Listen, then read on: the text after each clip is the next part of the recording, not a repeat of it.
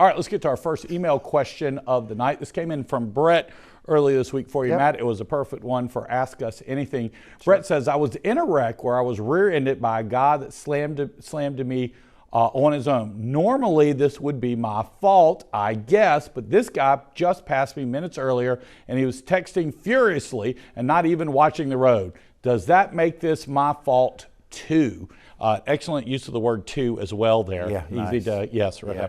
So I think we've all seen that before, where somebody passes you, and then man, oh man, a couple minutes later, they're right in front of you, causing problems. Well, sure. Yeah, listen, we all know, anyone that passed their basic driving test knows basic rules of the road is that, you know, if someone stops suddenly, you have to drive a speed and a distance behind the vehicle in front of you. If something happens to that vehicle, they have to stop suddenly, that you're able to stop without hitting them. So if you rear end a vehicle that stops, yeah, you're going to have some kind of liability. But it is true. He is kind of knocking on the door here that there may be some comparative fault, okay?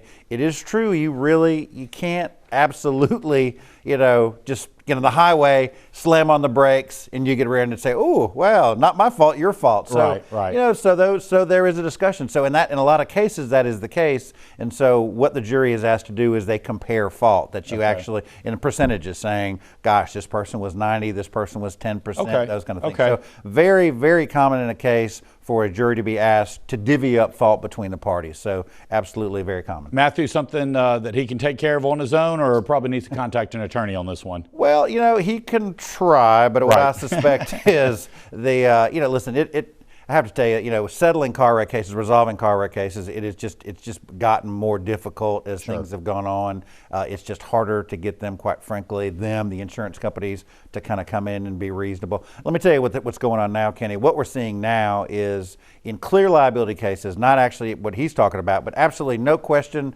you did nothing wrong. You're stopped at a stoplight, bam, you get hit in the back. You go to the emergency room, you have $30,000 in medical bills, they offer you $15,000. And they'll come in and they'll say, well, we've looked at the charges and we don't like some of these charges. And you're like, well, that's not my client's fault. He was hit and put in that position. But that's how they operate, and that's just what they do. So it's not legal, it's not right, and it's not fair, but it slows the claim process down. So what we're seeing is just a lot of lowballing. Very, very lowballing. And they're kind of playing on that. Well, if you get a lawyer, he's going to take your money, so you're going to come out, and that's actually not true. But So we'll see a lot of lowballing for sure. Okay.